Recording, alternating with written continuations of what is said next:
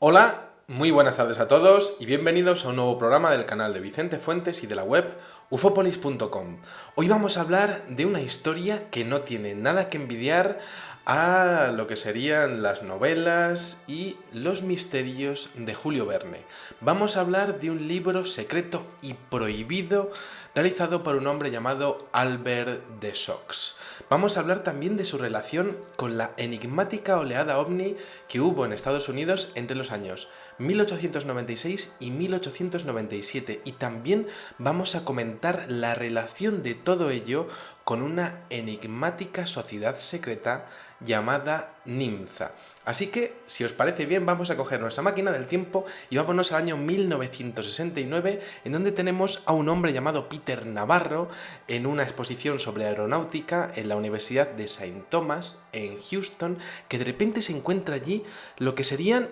unos cuadernos dentro de lo que sería pues el stand de un anticuario, unos cuadernos desconocidos, con una serie de apuntes en donde se observaban unas naves aéreas totalmente desconocidas. Los cuadernos parecían un diario personal y además venían enmarcadas entre recortes de prensa. Claro, Peter Navarro se encontró ante aquella joya y empezó a investigar quién lo había escrito. Y entonces descubrió que aquello, bueno, pues pertenecía a un hombre que se llamaba Albert de Sox y entonces comenzó a llamar a su familia y a intentar reconstruir la vida de este insólito y desconocido hombre. Así que, bueno, pues resulta que Peter Navarro descubre que Albert de Sox era un hombre de nacionalidad alemana que había vivido en el año 1850 en Sonora, lo que sería este pueblo minero de California, y que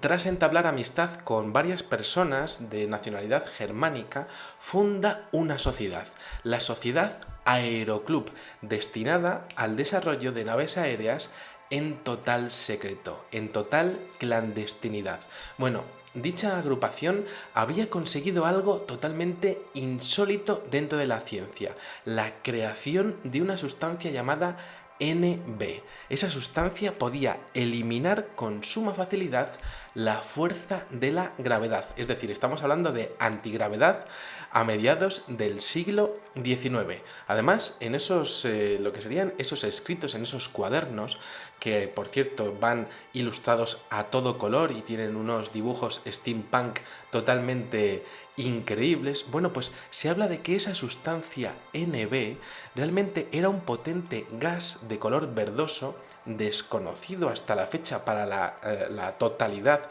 de los químicos y además era capaz de elevar por los aires imponentes navíos aéreos y lo que serían, bueno, pues artilugios voladores. Bueno, resulta que si empezamos a estudiar lo que sería este libro prohibido, encontramos algunas codificaciones, lenguajes codificados, signos totalmente desconocidos y además encontramos dibujos de personas que parece que realmente se meten dentro de esas extrañísimas maquinarias. Curiosamente, de Shaw nunca se dibuja en el interior de esas aeronaves porque resulta que aquel hombre no tenía conocimientos científicos muy avanzados, pero era el secretario de lo que sería esa sociedad aeroclub, es decir, por él pasaban todas las informaciones y entonces él podía enterarse de todos y cada uno de los diseños y de hecho llegaba a plasmarlos en esos dibujos, ¿no? Bueno, encontramos auténticas maravillas de entre los 100 artilugios que hay en esos cuadernos perdidos, con nombres tan sugerentes como el Aerotramp, el Aerosnabel, el Aerocóndor o incluso el Aerogoeld. Bueno, las páginas del diario contienen dibujos y notas manuscritas, recortes de prensa, como decíamos, y bueno, pues tiene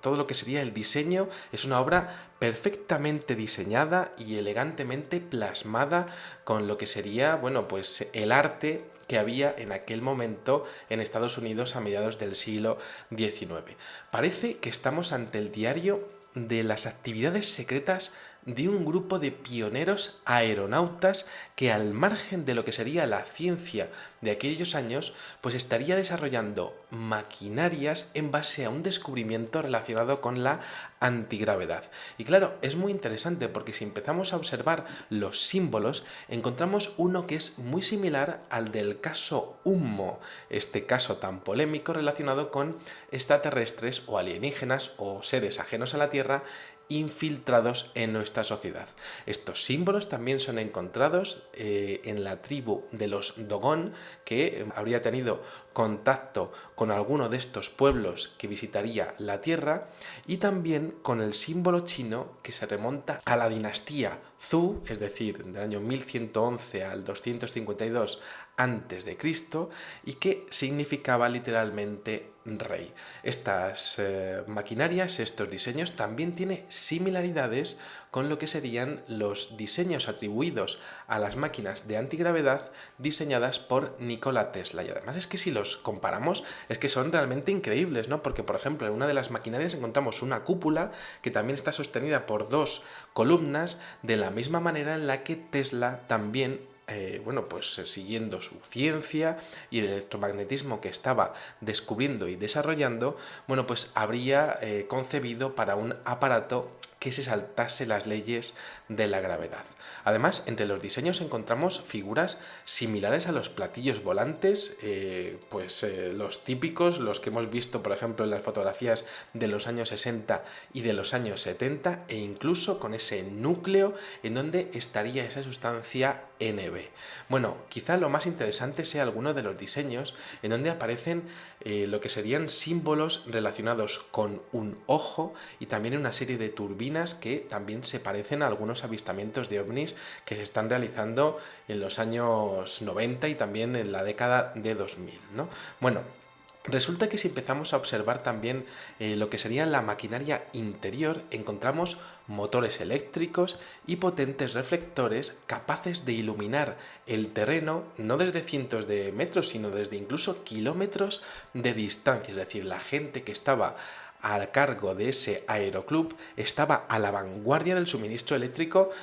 pues lo que serían baterías, invención de bombillas antes de Edison y de Tesla, y lo que sería pues el control de la energía lumínica. Luego, por otra parte, claro, una maquinaria así tendría que estar generando muchísimo calor, ¿no? Bueno, pues resulta que esto poco preocupaba a los amigos del aeroclub, porque dentro de lo que eran sus maquinarias aparecen decenas de luces que estarían generando calor y que la propia sustancia NB pues podría llegar a mitigar, ¿no? Bueno, esto es muy interesante porque la capacidad de autosostenerse en el aire a día de hoy está siendo estudiada, pero estamos hablando de unos conocimientos adquiridos, no se sabe cómo, y esto tiene que ver con una de las características que vamos a ver al final del programa. Pues habrían sido adquiridas de algo que quizá alguien se habría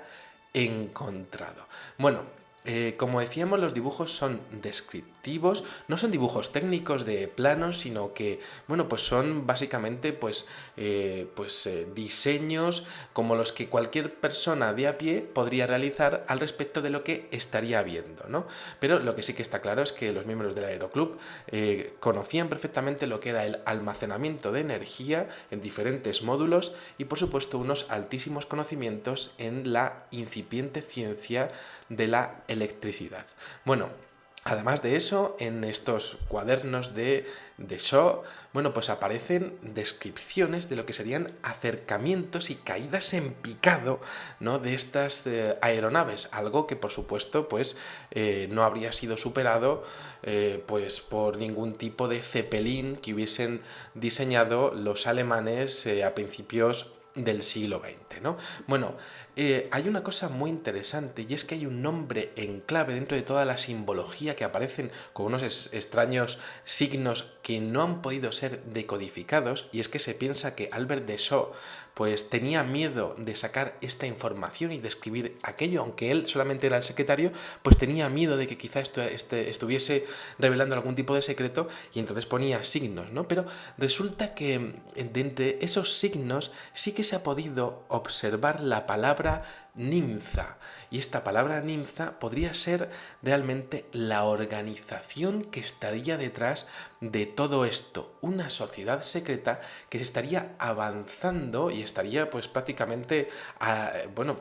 anticipando lo que sería la ciencia, ya no del siglo XX, sino del siglo XXI y 22. Bueno, hay otra pista dentro de lo que serían los dibujos de The Show, en donde aparece un nombre que sería T.O.S. Wilson & Co. Y esto es interesante porque uno de los integrantes también se apellidaba Wilson, y es curioso porque este señor también estaba presente en algunos de los avistamientos de ovnis de aquella oleada de 1896 y de 1897. De entre los integrantes que aparecen también en los cuadernos de The Shop, también aparece un hombre que se llama Samuel Skew Tillman, que era profesor de química en la mítica Academia Militar de West Point, y que podría ser el enlace militar de todo este grupo de The Show con lo que sería el ejército de los Estados Unidos. Es decir, estamos hablando de una Black Op, de una operación encubierta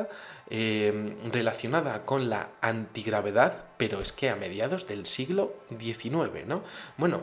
también aparece otro nombre, Peter Menis, un destacado miembro al que se le atribuiría el descubrimiento de esta sustancia NB. Y esto, realmente, este señor parece que es el nexo de unión de todos, porque tras su muerte parece que el grupo se disuelve y no es hasta el año 1895 que The Show se traslada a Texas, en donde parece que vuelven a reunirse todos los miembros del grupo para crear otro aeroclub en esta ciudad del sur de los Estados Unidos, ¿no? Bueno, dentro de lo que serían estas nuevas referencias al Aeroclub de Texas del año 95, de repente aparece un nombre relacionado con sociedades secretas también de los Estados Unidos llamado William Randolph Hearst, magnate de la prensa y principal inversor. También aparece un hombre llamado el profesor Amos Emerson Dolber. Resulta que era profesor de la Universidad de Massachusetts, siendo una de sus especialidades los motores eléctricos. Por otra parte, como decíamos, Samuel Tillman, el enlace de lo que sería el aeroclub con el ejército de los Estados Unidos, resulta que en el año 1895 estaba destinado en Texas para una misión especial, y de esto hay registros, ¿no? Y esto de hecho aparece perfectamente reflejado en lo que serían estos cuadernos prohibidos de Albert de Sox, ¿no? Bueno, tenemos que entender que todo esto aparece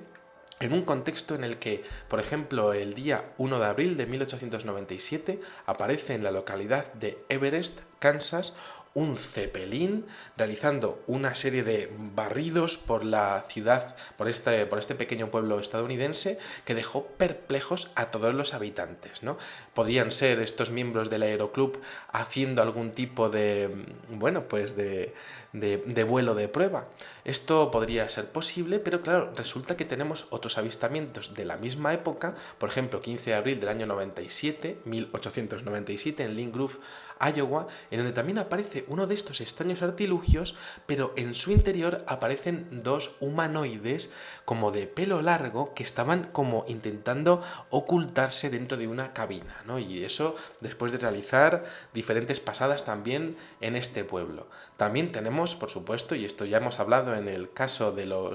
en el especial que hicimos de los ovnis más grandes de todos los tiempos, un suceso ocurrido el 19 de abril de 1897 en Leroy, Kansas, en donde dos agricultores, dos campesinos de esta localidad, resulta que se levantan por la noche y observan lo que sería pues la aparición de un aparato cilíndrico que estaba tratando de llevarse un